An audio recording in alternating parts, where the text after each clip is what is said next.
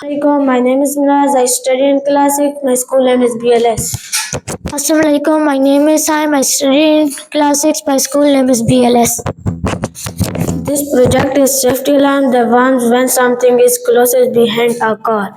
ये हमारे पास Arduino Uno है, ये ब्रेन ऑफ द प्रोजेक्ट है। ये प्रोजेक्ट बनाने के लिए बहुत अहम है। ये मास्टर ब्लैक बोर्ड है और ये हमारे पास इसमें एलईडी लाइट है। जब कोई भी ऑब्जेक्ट 5 सेंटीमीटर से कम होगा तो ये एलईडी लाइट ऑन हो जाएगी। और ये हमारे पास पीजो बजर है। पीजो बजर का काम साउंड प्रोड्यूस करना है। और ये हमारे पास रजिस्टर है। रजिस्टर का काम करंट को कंट्रोल करना है।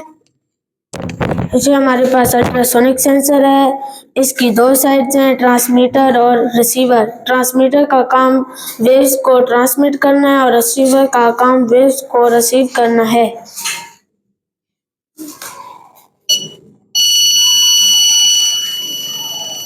जी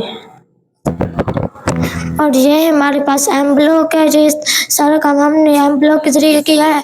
एम ब्लॉक से ये काम करना बहुत इजी है। और ये हमारे पास 5 सेंटीमीटर से कम जो ऑब्जेक्ट होगा तो ये हमारे पास एलईडी लाइट ऑन हो जाएगी और पीजो बजर साउंड प्रोड्यूस करेगा।